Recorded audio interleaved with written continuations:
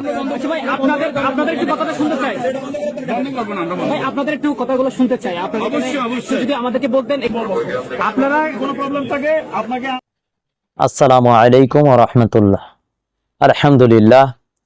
আলহামদুলিল্লাহি রাব্বিল আলামিন ওয়াসসালাতু ওয়াসসালামু আলা রাসূলিহিল কারীম ওয়া আলা আলিহি ওয়া আসহাবিহি আজমাইন, আম্মা বা'দ। ফাআউযু বিল্লাহি মিনাশ শাইতানির রাজীম। বিসমিল্লাহির রহমানির রহিম। ওয়ালা তাকুলু লিমান ইউকতালু ফি সাবিলিল্লাহি আমওয়াত বাল আহইয়া ওয়ালাকিন লা তাশউরুন। সম্মানিত দর্শক ও শ্রোতা, আশা করি মহান আল্লাহ রাব্বুল আলামিনের অশেষ মেহেরবানিতে সকলে ভালো এবং সুস্থ রয়েছেন। আমাদের আজকের আলোচনার বিষয় হচ্ছে, যেটি আগে সীমান্তের উপারে হতো, এখন সেটি সীমান্তের এপারে হচ্ছে। আপনারা হয়তো ইতিমধ্যে জানেন যে ইসকনের সন্ত্রাসীরা তাদের আস্তানায় বাংলাদেশের পুলিশ বাহিনীকেও ঢুকতে দেয়নি, যেটি চট্টগ্রামের মধ্যে আপনারা দেখেছেন, সোশ্যাল মিডিয়াতে ভাইরাল হয়েছে। আপনারা প্রকাশ্যে দেখেছেন চট্টগ্রাম সনাতনী মিডিয়া সেল এর সদস্যরা চট্টগ্রামের এক পাহাড়ি মন্দিরের মধ্যে ভারতের উগ্র আরএসএস এর সশস্ত্র পোশাক পরে, মুখোশ পরে তারা প্রকাশ্যে বাংলাদেশের এসে মিডিয়াতে এসে তারা বার্তা দিচ্ছেন, তাদের উপস্থিতি জানান দিচ্ছেন।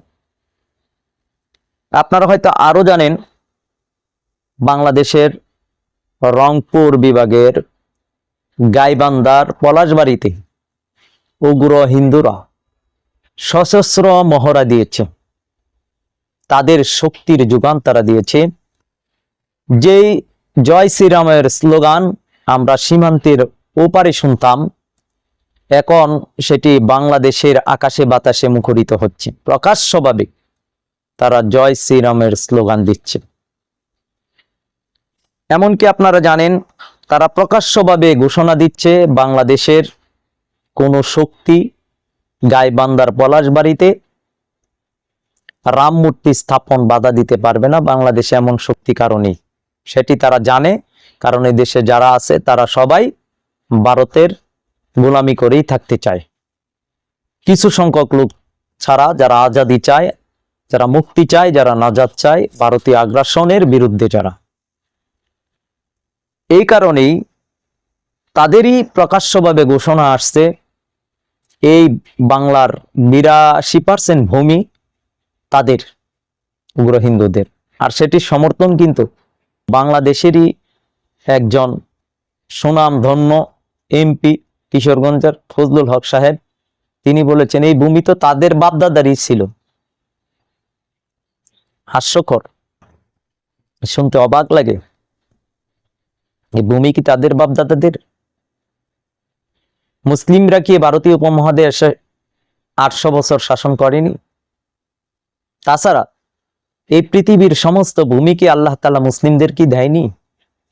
মুসলিমরা কি এই ভূমির বৈধ উত্তরাধিকারী নয়? আল্লাহ তাআলা তো মুসলিমদেরকে পৃথিবীর খলিফা হিসেবে প্রেরণ করেছেন। 2 নম্বর সূরা, সূরা বাকারার 30 নম্বর আয়াত, 24 নম্বর সূরা, সূরা নূরের 55 নম্বর আয়াত, 35 নম্বর সূরা, সূরা ফাতিরের 40 নম্বর আয়াতে আল্লাহ তাআলা কি মুসলিমদেরকে পৃথিবীর প্রতিনিধি বা খলিফা হিসেবে ঘোষণা দেয়নি? তারপরে তারা কিভাবে এটা হিন্দুদের ভূমি বলতে পারে? এটা তো আল্লাহ বিদ্বেষী কথা, কোরআন বিরোধী কথা, আল্লাহ বিরোধী কথা, বাস্তবতা বিরোধী কথা। এই ভূমি তো আল্লাহ তাআলা মুসলিমদেরকে দান করেছেন, মুসলিমরা হচ্ছে এই ভূমির উত্তরাধিকারী। যদিও আমাদের ভূমি, আজকে আমরাই এখানে সংখ্যালঘু, যদিও বলা হয় আমরা সংখ্যাগরিষ্ঠ, আসলে না, মুসলিমরাই দেশের সংখ্যালঘু। যার কারণে দেখেননি রাজবাড়িতে মুসলিমদের কবরস্থান ভেঙে দেয়, এবং বাংলাদেশে প্রকাশ্যভাবে আজকে মহামারী আকার ধারণ করেছে। তারা আমাদের বোনদেরকে লাভ জিহাদের নামে, আমাদের বোনদেরকে তারা প্রেমের ফাঁদে ফেলতেছে। আমি একটা আলোচনাতে বলেছিলাম যে এটি একটি মারাত্মক ঘটনা। সেটা কিভাবে? একটা মাদ্রাসার ছাত্রী, গতকালকে দেখলাম যে একটা মাদ্রাসার ছাত্রী ইসকনের সদস্যের সাথে হোটেলে ধরা পড়ছে। একটা মাদ্রাসার ছাত্রী কিভাবে এই প্রতারণার ফাঁদে পড়লো? আমি আগেই বলেছি যে তারা কালো জাদু করতেছে। এই যুগে যুগে ইহুদিরা আর মুশরিকরা কালো জাদুতে অভ্যস্ত, আর উগ্র হিন্দুরা প্রকাশ্যভাবে জিনদের দ্বারা এবং তাদের তান্ত্রিক সাধকদের দ্বারা কালো জাদু করে আমাদের বোনদের ব্ল্যাকমেইল করতেছে। প্রথমে তারা এইভাবে এসে মিশে যে আমি মুসলিম হতে চাই, এই অজুহাতে মুসলিমদের সাথে সুসম্পর্ক তৈরি করে একটা পর্যায়ে তার সাথে অবৈধ সম্পর্ক তৈরি করে এবং তার ইজ্জতহানি করে, বিয়ের প্রলোভনে তাকে দর্শন করে, নাউযুবিল্লাহ, ব্ল্যাকমেইল করে তাকে দর্শন করে এবং সেগুলো ভিডিও করে রাখে। সেটি দিয়ে আবারও ব্ল্যাকমেইল করে বারবার একটা পর্যায়ে বিয়ে করতে বাধ্য করে, নচেত ভারতে তারা পাচার করতেছে। অনেক ক্ষেত্রে প্রশাসন কিছু সহযোগিতা করতেছে, আবার কোনো কোনো ক্ষেত্রে প্রশাসন সেটি গুরুত্ব দিচ্ছে না বা আমলে নিচ্ছে না। এর কারণ একটি সংবাদে শুনলাম যে দেশের 512টি থানাতে ওসি হচ্ছে হিন্দু। আপনি ভাবতে পারেন তারা কিভাবে সেট করছে? অখণ্ড ভারত বা রামরাজ্য প্রতিষ্ঠার এই স্বপ্ন তো তাদের একদিনের নয়, দীর্ঘদিনের সেই স্বপ্ন তারা দীর্ঘ সময় নিয়ে বাস্তবায়ন করেছে ফ্যাসিস্ট হাসিনার আমলে।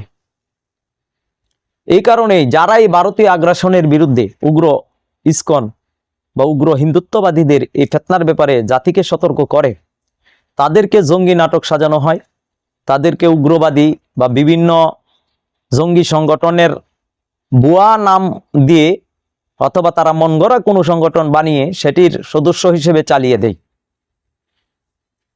অথবা যদি কোনো ইসলামিক দল খেলাফত চায়, সেটি কোরআন সুন্নাহর ভিত্তিতে রাষ্ট্র পরিচালনা করার চিন্তা চেতনা করে, তাদেরকেই তারা জঙ্গি সংগঠন নাম দিয়েছে।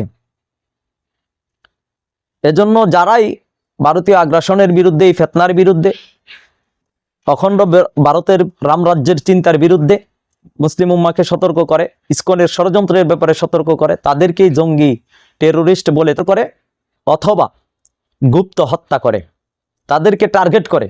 এজন্য আপনারা হয়তো জানেন ফেঞ্চুগঞ্জের ইমরান নামে এক বৈষম্য বিরোধী ছাত্র আন্দোলনের একজন জুলাই যোদ্ধা বলা যেতে পারে, সে কিন্তু ইসকনের বিরুদ্ধে কথা বলার কারণে ইতিমধ্যে তার বিরুদ্ধে মামলা হয়েছে এবং ওয়ারেন্ট পর্যন্ত বের হয়েছে। তাকে যে কোনো সময় গ্রেফতারও করা হতে পারে। কারণ প্রশ্ন হলো, যেটি তারা সীমান্তের ওপারে করতো, এটি কিন্তু এখন তারা সীমান্তের এপারে শুরু করেছে, অর্থাৎ বাংলাদেশে। তারা লাগোয়া জিহাদের নামে আমাদের বোনদেরকে তারা কালো জাদু করতেছে, তাবিজ কবজ করতেছে, তাদের কিছু খাওয়াচ্ছে। আবার আরেকটা কথা বলে দে, উগ্র হিন্দুদের দোকান থেকে কিছু কিনবেন না, কারণ অনেক হিন্দুরা আপনার এই খাবারের সাথে এমন কিছু মিশিয়ে দেয় যার কারণে মুসলিমরা তাদের প্রতি আসক্ত হয়ে যায়, তাদের দোকান থেকেই কিনতে হয়, তাদের দোকানের দিকেই মন ঝুঁকে, মুসলিম দোকানগুলো খালি পড়ে থাকে। এজন্য আমি বলতে চাই যে মুসলিম ভাইয়েরা আপনারা বেশি বেশি করে সেই সমস্ত দোকানগুলো দেন, যেমন মিষ্টি দোকান, হোটেল ব্যবসা, এগুলো বেশি বেশি দেন, যাতে মুসলিমরা গিয়ে আপনাদের কাছ থেকে আনতে পারে। আর মুসলিম ভাই এবং বোনেরা, আমরা চেষ্টা করব উগ্র হিন্দুদের সকল প্রকার দোকান থেকে কেনাকাটা বন্ধ করে দেওয়ার। কারণ তারা প্রকাশ্যভাবে হয়তো আমাদের সাথে সুসম্পর্ক রাখে, কিন্তু ভিতরে ভিতরে তারাও কিন্তু অখণ্ড ভারত বা রামরাজ্য প্রতিষ্ঠার চিন্তা ফিকির করে। খুব অল্প সংখ্যক লোক আছে যারা নিম্নবর্ণের হিন্দু, সরল মনের, তারা হয়তো তেমনটি চায় না, কিন্তু বেশিরভাগই তারা কিন্তু বাংলাদেশকে অখণ্ড ভারতের রামরাজ্যের, রাবণের রাজ্য প্রতিষ্ঠা করার স্বপ্ন দেখে এবং বাস্তবায়ন করার জন্য তারা কাজ করে। এজন্যই দেখবেন যেটি তারা সীমান্তের উপারে করতো জয় শ্রীরামের স্লোগান, এখন তারা এপারে দিচ্ছে। যে জয় শ্রীরাম বলে তারা ওপারে মসজিদ বন্ধ করতো, এপারেও কিন্তু মসজিদে আক্রমণ করেছেন, কবরস্থান ভেঙে দিচ্ছে।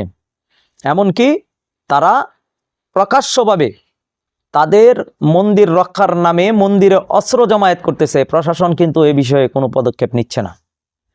আর আমরা মুসলিমরা নির্যাতিত হওয়ার পরে ওই যে ফাতহা নামে একটা গিয়ে দেখলাম যে মার্শাল আর্ট, তারা মার্শাল শিখায়। তাদের 6 জন সদস্যকে গুপ্ত সংগঠনের নামে সন্দেহে গ্রেপ্তার করেছে। আসলে তারা ইসলামী কুম্ফু শিখাতো মুসলিম যুবকদেরকে, সে কারণে তাদেরকে গ্রেফতার করা হয়েছে জঙ্গি সংগঠনের সন্দেহে। অথচ এই দেশে উগ্র হিন্দুরা প্রকাশ্যভাবে তারা তাদের ধর্ম রক্ষার নামে তাদের ব্যাগে অস্ত্র রাখার জন্য প্রকাশ্যে বলতেছে, ত্রিশূল রাখার জন্য গোবিন্দ প্রামাণিক বলেছেন কমপক্ষে ত্রিশূল রাখার জন্য, ঘরে ঘরে অস্ত্র বানানোর জন্য তাদের গ্রেফতার করা হচ্ছে না। এই দেশে বাংলাদেশে থেকে গোবিন্দ প্রামাণিক বলেছে যে সে অখণ্ড ভারত চাই, বাংলাদেশকে সে অখণ্ড ভারতের অংশ করতে চায়। তাকে কিন্তু রাষ্ট্রদ্রোহের মামলা দেওয়া হয়নি, তাকে কিন্তু জঙ্গি সংগঠনের